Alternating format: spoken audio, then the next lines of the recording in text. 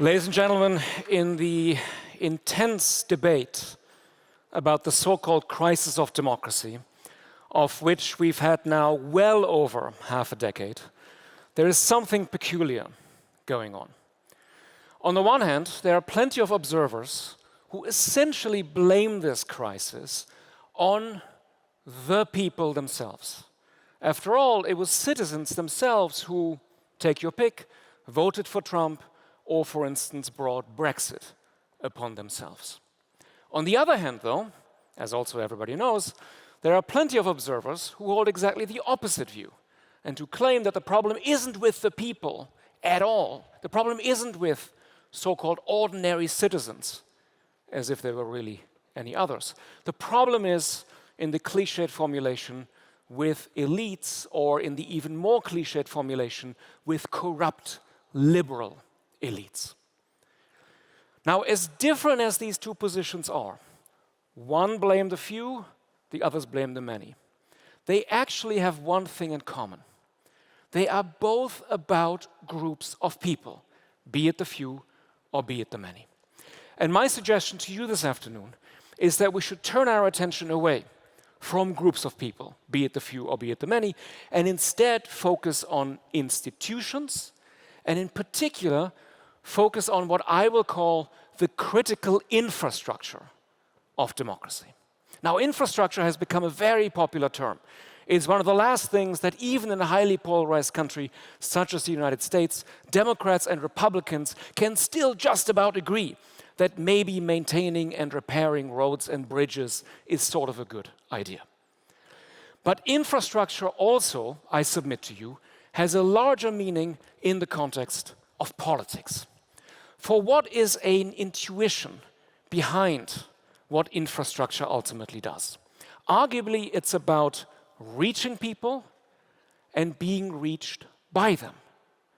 This is what roads and trains do for us. This is what, for instance, the post office, which you may recall in the late Trump years, shall we say, got highly politicized in the US, also does for us. But evidently, in a democracy, it's also important to reach others and be reachable for them. And we usually think of that in terms of the democratic rights that are tied to some form of communication. So free speech, free association, and free assembly, to mention only the most obvious. Now, you can try to reach others just by yourself. I can do a poster, go out there, start to demonstrate for or against something. I can write plenty of op-ed pieces, send them to my friends and family. I can make them end up in your spam folders. But if I can somehow connect to organizations which multiply my message, the exercise of my basic democratic communicative freedoms becomes much more effective. I'm not telling you anything really new if I say that ever since the 19th century, particular institutions were held to be absolutely crucial for the proper functioning of representative democracies, precisely because they allowed for the effective use of basic democratic rights. The institutions I have in mind are political parties and free professional news organizations. I'm not using the term the media, because there are plenty of media which have nothing to do with news, and there are also plenty of media, with all due respect, that are not necessarily very professional. These two institutions are at the heart of the critical infrastructure of democracy. And plenty of observers, I think, are right to say that these institutions today are experiencing decline, are very often in a state of disrepair. However, to somehow try to maybe repair them, or perhaps even improve them, we need to be as clear as possible about the basic functions they fulfill in a democracy. That's the next chapter of my talk. Then I will try to also give you a number of criteria when you look at political parties and free and professional news organizations and try to assess their health, what to look for, what not to look for. And then lastly, I will try to say just a few words about social media. So allow me to start with two core functions of political parties and free professional news organizations. One has to do with conflict, the other has to do with pluralism. Contrary to those who constantly lament that the problem for our democracies today is too much conflict, too much division, too much polarization, we have to remember, and here I'm basically just echoing what Adam Przeworski already told us this morning, that one of the important functions, one of the important meanings of democracy is precisely that democracy enables us to process conflict in a peaceful way, and furthermore, ideally, clearly this doesn't always happen, ideally also make conflict productive. Because in a free democratic polity, it should always be possible to bring more interests, new ideas, maybe even identities, which haven't been recognized yet, into the political arena and make them subject to proper democratic conflict. Now, what do I mean, proper democratic conflict? Clearly, conflict can be damaging to democracy. It does need to observe what I would call two particular boundaries. One has to do with an issue that actually was also already mentioned at the forum this morning. Clearly, it's crucial that political adversaries recognize each other as legitimate, that they do not treat each other as existential or even mortal enemies. Less obviously, perhaps, it's also crucial not to do what, in my opinion, authoritarian populists always end up doing, which is to say, they basically deny the standing of their adversaries and plenty of citizens more broadly. They basically suggest that certain people don't truly belong to the polity at all. Just for a second, remember how often Donald Trump would react to criticism of his policies, not in the way that a quote-unquote normal democratic politician would. Justify their policies, tell people that next time around when there's an election, they can throw us out, but for now we're going to just implement this. None of that. Very often he would simply call the critics un-American. It's another way of saying, I'm not even really going to enter into a conflict with somebody because the adversary doesn't even truly belong to the polity. If you make that sort of move, democratic conflict cannot really take place, and it certainly cannot turn out to be productive. There's a second boundary, and this is the moment where I think journalists in the audience might possibly break into spontaneous laughter. The second boundary has to do with a certain degree of respect for common facts. I know. Very often it's very difficult to distinguish fact from opinion. The facts never really speak for themselves, even though we love using the expression, let the facts speak for themselves. None of us has ever heard the facts speak, let alone for themselves. All that is true. But again, if we give up on this notion entirely, democratic conflict cannot possibly become productive because we share nothing. I cannot treat somebody as a real partner in democratic conflict who, for instance, starts out by saying climate change is an invention by, let's say, China to destroy Western manufacturing. If we start off on that basis, we're not going to go anywhere. And it doesn't mean that we have to agree on the politics of climate change. There are plenty of issues we might productively disagree about in terms of values, in terms of the empirical side of certain policies, and so on. So conflict matters, but conflict needs to observe certain boundaries. And that primarily is important for political parties, which in a certain way are in the business of, if you like, creating conflicts, shaping conflicts, telling people what certain issues are about, where they should stand, depending on what their interests might be, their identities, their ideas, and so on. But arguably, and some of you might disagree with this, arguably this also holds for professional news organizations. There's a lot of worries these days about the media becoming partisan. But in my view, at least, there's nothing wrong with professional organizations basically starting campaigns and saying, look, here's a neglected issue, we're doing investigative reporting, we are in a certain way trying to create a conflict around a certain issue. This used to be completely normal in basically a free and democratic public sphere, and I believe it should remain so. Second issue to do with the core function of political parties and professional news organizations: pluralism. Now, of course, everybody agrees that at the systemic level, democracies need both party pluralism and media pluralism. What I would add to that is the importance of internal, which is to say inside an organization, pluralism, debates, and maybe even a form of democracy.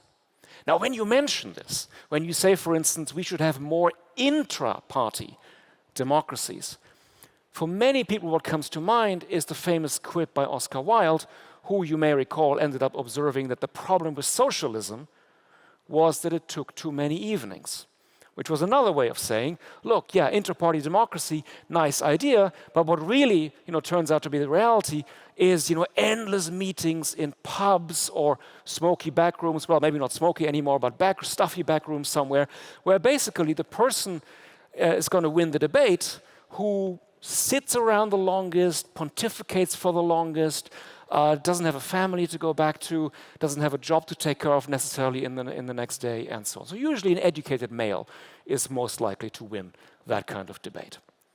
All that, ladies and gentlemen, is true.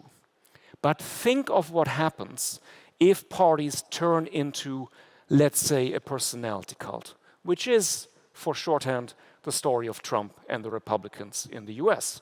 Or think of what happens if a political party is run on the principle of a football or soccer fan club. Somebody this morning mentioned the politics of fandom. That's the story of Silvio Berlusconi, whose marketing experts created a party precisely on that sort of principle. If you go down that path, you are no longer going to have anything like a legitimate opposition or a stance of critical loyalty inside a party, such that those who broadly agree on the party program, but nevertheless, let's say, might want to criticize a particular leader or have disagreements about policy, can restrain a particular leader. All of which is a long-winded way of saying that if we don't have intra-party democracy or pluralism, in all likelihood, we may well be on the road to January 6, 2021, because nobody was really able to restrain Trump and his supporters. Okay, allow me to move on swiftly to 3 criteria that might help us to judge the health of these institutions in the critical infrastructure of democracy. First, it's very important that these institutions, in the broadest sense, remain accessible. That is true at the systemic level, but it's also true at the individual level. It should be, in my view, and here I'm echoing those who kind of made the case for proportional representation earlier today, it should be relatively easy to start new parties, and it certainly should be easy to join existing parties.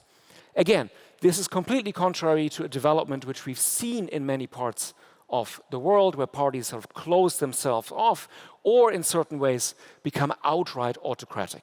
It's not an accident, ladies and gentlemen, it's not an accident, I would hold, that if you look at all the kind of usually right-wing populist authoritarian regimes we have in the world today, take your pick, Orban, Erdogan, Modi, Kaczynski, etc., that they all run their parties in a highly autocratic way.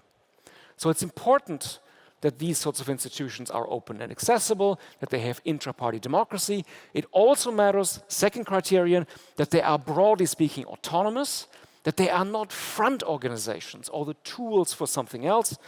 I'm afraid to say that yet again, somebody who has been in the news a lot recently, who's also been for the first time on TikTok recently, namely Silvio Berlusconi, comes to mind as a good example. I think it's not unkind, let alone unfair, to say that in many ways his party, among other things, served as a tool to distract from his corruption and keep him out of prison for many, many years. So parties should really be parties, and media organizations should really be media organizations, and not, let's say, the tools of certain oligarchs. And then lastly, it also matters that these sorts of institutions are in the broadest sense what I would call accessible. I borrow that term from the British philosopher Honora O'Neill, who tried to distinguish that term from what is a sort of very widespread demand for transparency. Transparency might sometimes be implemented by basically just inundating people with information. And since people don't know what they're looking for exactly, it can actually be a way of hiding things, even though you've been nominally been totally transparent. Making something accessible is different. It really very specifically aims at allowing citizens to understand, for instance, who finances a particular political party or a particular professional news organization. It also should enable citizens to basically understand the internal workings of certain organizations. And if that sort of information is put out in the right way, even people, again, so-called ordinary citizens, who are otherwise distracted by many, many other concerns, should be in a position to assess what is going on with these sorts of organizations.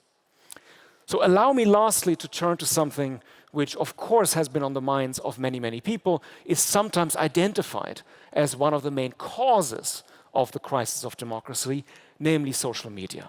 And if I may, I will try my 3 criteria, the ones I just suggested to you, in the context of social media, but I'll, if I also may, add a preface that warns us against, I think, 2 widespread tendencies. One is a kind of technological determinism, which suggests that technology in and of itself necessarily has certain political effects, with the unfortunate consequence that observers fail to distinguish, for instance, between a particular technology and a particular business model. It's not implausible, it seems to me, to argue that what's wrong with Facebook is that, well, it kind of optimizes for outrage. It encourages the wrong kind of conflict, the kind of conflict which doesn't observe the boundaries I was trying to make plausible to you earlier in my remarks. But that's not social media as such. And secondly, as on a cautionary note, it's also very important to remember that virtually every media revolution has caused major political anxieties. The printing revolution gave us civil wars, which, when you think about it, is actually kind of true. Radio supposedly gave us fascism and Hitler. TV gave us McCarthy. In all these cases, it wasn't crazy to have these worries. But in retrospect, it also always was clear that it wasn't the technology itself, and that many other factors, including, of course, questions of regulation, featured in the equation. So allow me to apply my 3 criteria very quickly. Are social media accessible? Of course they are, on an individual basis. On a systemic basis, absolutely not, because you have so much monopoly power that the field is effectively closed to new contenders. That's why there isn't, infamously, a second Facebook. Autonomous? Yes, in certain ways, but problematic nonetheless.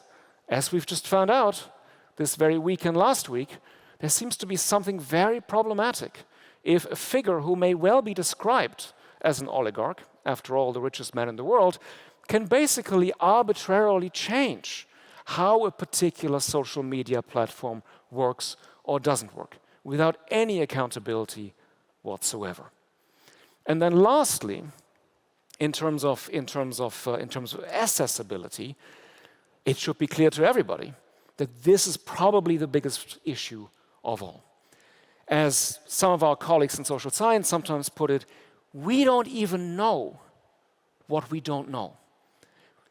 The algorithms are so lacking in accessibility, in transparency, if you prefer that word, that essentially we don't even know what kind of questions to ask when we try to study what effects they have, how they really work. So top of the agenda, and I think this is a more global conclusion perhaps, is avoid the kind of concentration of power that we've seen in the case of social media. Nobody should have that amount of power, even if they are committed to doing no evil. It doesn't matter. Nobody should have that kind of power. And secondly, try to make these institutions much more accessible. These are not new conclusions, but they're not wrong, therefore. I thank you for your attention, and I look forward to our discussion.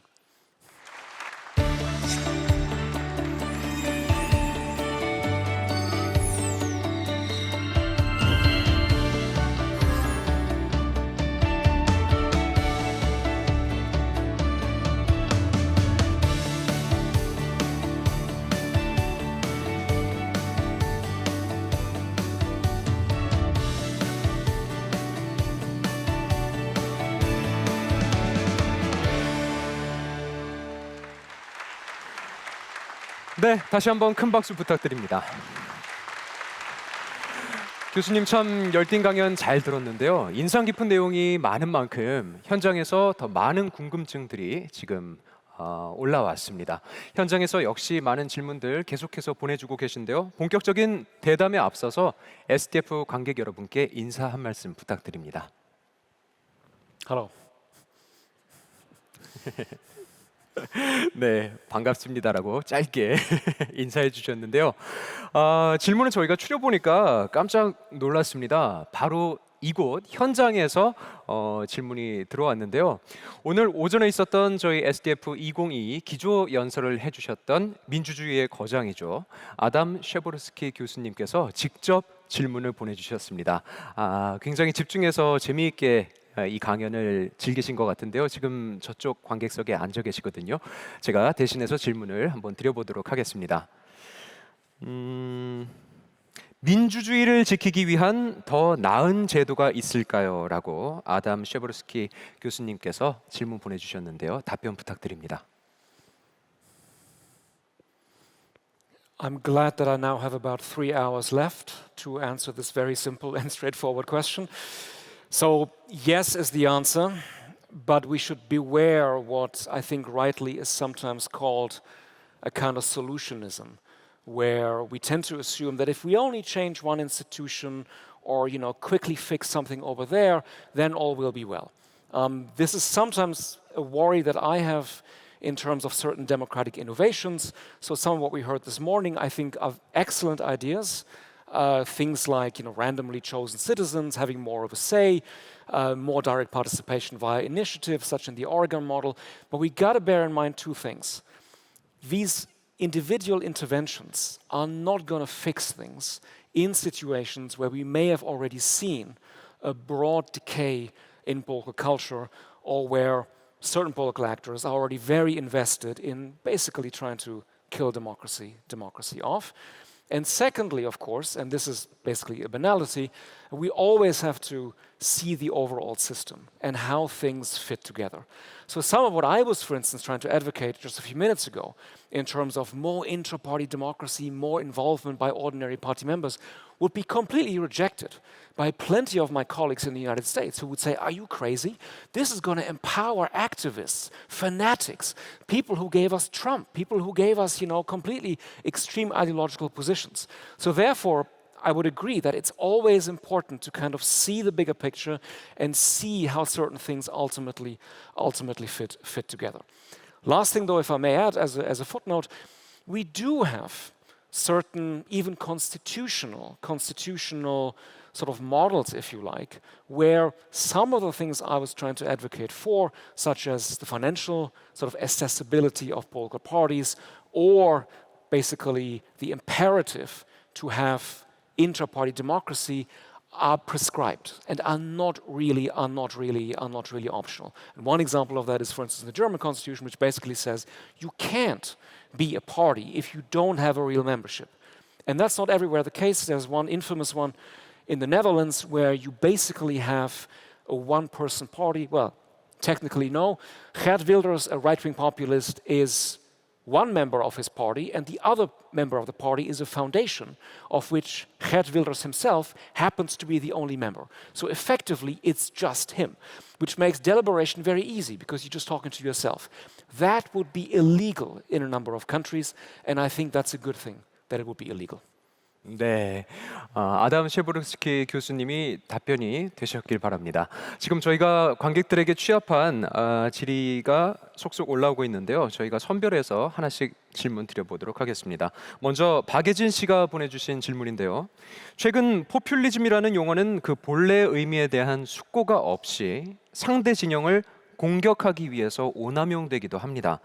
이런 포퓰리즘을 해결하기 이전에 사람들이 포퓰리즘의 정확한 의미를 이해하고 또 포퓰리스트들을 가려낼 수 있게 하는 역량을 키우기 위해서는 어떤 노력이 필요하다고 보십니까?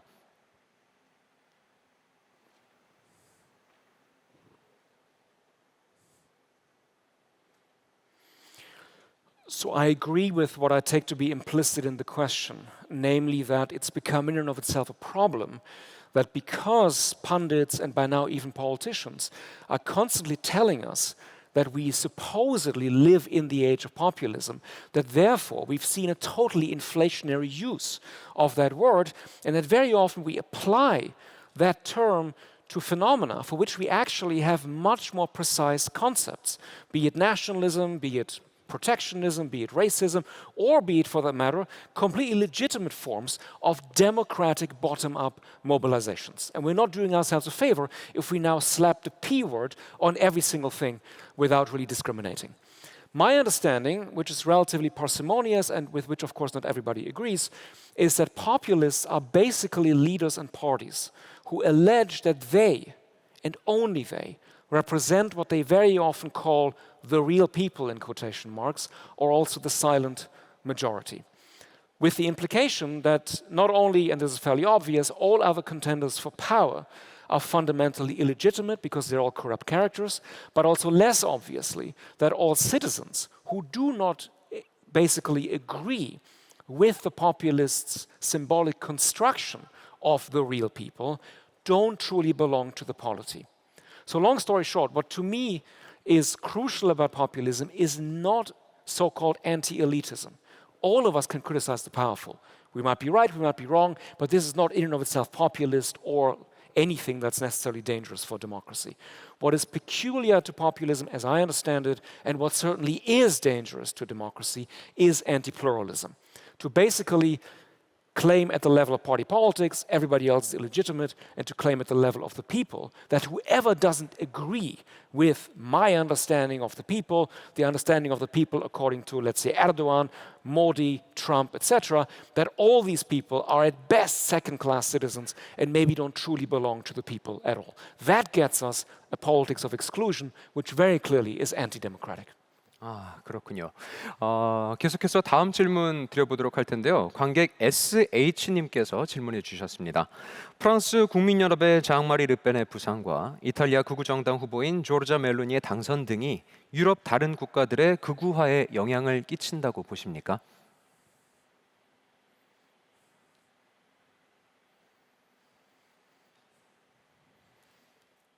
So very good, which is to say very difficult question. 네. So on the one hand, I don't think that there is what is sometimes called a populist wave. Very popular image, used by lots of journalists and even some politicians by now. A wave, of course, by definition, is unstoppable. But the image of the wave has already had pernicious consequences because it has precisely led, if you like, more mainstream center-right parties to conclude that this is unstoppable and they can't do anything about it and they're going to have to start adapting. If you mention Marine Le Pen, think back to what happened earlier this year, that a Gaullist, somebody who gets as mainstream as it can be in France, Valérie Pécresse, the leader of the so-called Republican Party, basically repeated the conspiracy theory of the Great Replacement, that somebody is sending Muslims to Europe to displace proper French citizens. This is, ladies and gentlemen, one of the major trends we do see in a number of countries, the mainstreaming of the far right. And that, I think, is unfortunately true across borders. But that's different from some kind of unstoppable wave. Some of the outcomes we've seen are not due to the fact that all of a sudden lots and lots of people have fallen in love with far-right positions. The explanation can be much more, shall we say, parsimonious or maybe even banal. Why did Meloni win? Did Meloni win because lots of Italians all of a sudden said, yeah, we want to go back to some kind of fascism? No. She simply, you may remember, had kept out of the Draghi government, which otherwise had drawn all other parties in. So she had basically made a bet that sooner or later there was going to be so much discontent, be it with pandemic policies or now be it with inflation, etc., that she would become the obvious choice for everybody. Meanwhile, Salvini loses half his electorate. So we shouldn't overinterpret some of these outcomes and not be, in a sense, so lazy as to always now read every single election as, oh, is populism up or down? If it's up, then it means the wave keeps going and so on. And if I may underline the point, it really is crucial to basically keep an eye on these nominally center-right moderate mainstream actors who are paving the way for the far right to be much more successful in certain countries. If you want to talk about fascism, let's not forget, very important because as you know the anniversary of the March on Rome was just last week, let's not forget that Mussolini did not march on Rome at all. He arrived by sleeper car after traditional elites, including the king and including plenty of people who called themselves liberals and who ended up in his cabinet, had basically said, let's bring him in. And we see, unfortunately, some of the same dynamic in our age. 네, 저희가 아무래도 시간 관계상 이 질문을 마지막으로 드려야 할 것 같습니다. 관객 중에 이한빈님께서 보내주신 질문인데요. 민주주의의 위기를 벗어나기 위해 필수 요소가 교육이라고 생각합니다. 어떤 교육이 좀 더 나은 민주주의에 도움이 될까요? 사례가 있다면 좀 들어주시면 감사하겠습니다.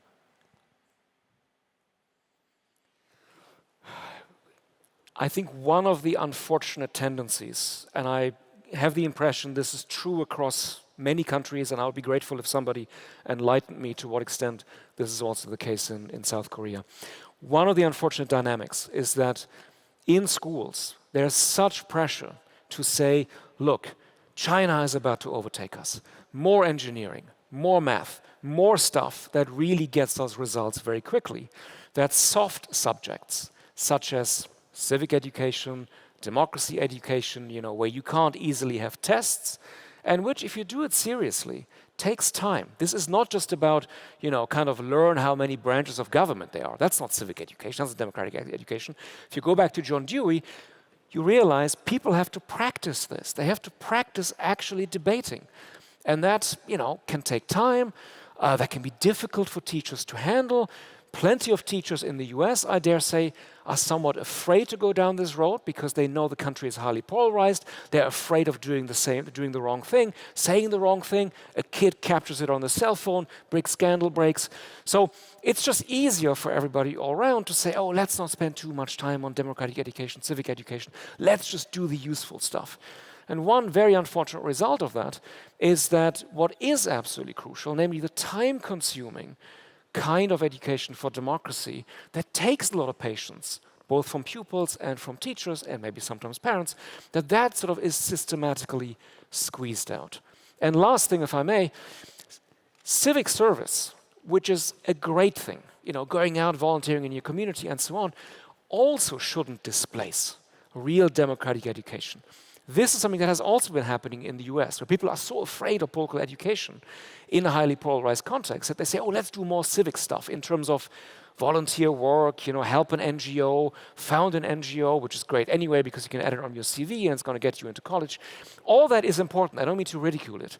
But it's not the same thing as proper education for democracy through pluralistic, time-consuming practices. So that's my plea of what we need more of, and of something that basically we're getting too little of at the moment. So the short answer to the question is yes.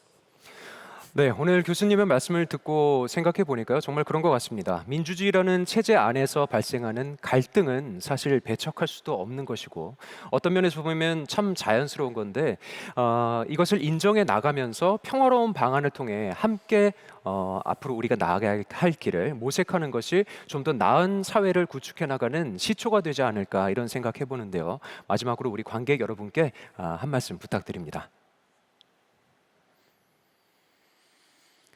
The closing remark would indeed be that we shouldn't be afraid of conflict. Politics can be conflictual. It can even be uncivil in certain ways. That's not the end of democracy. But if we start to systematically exclude others and treat them as enemies, that certainly is the end of democratic politics. I'm sorry that wasn't a positive note, but here we are. 네, 지금까지 얀 베르너 밀러 교수와 이야기 나눠봤습니다. 오늘 말씀 고맙습니다. Thank you.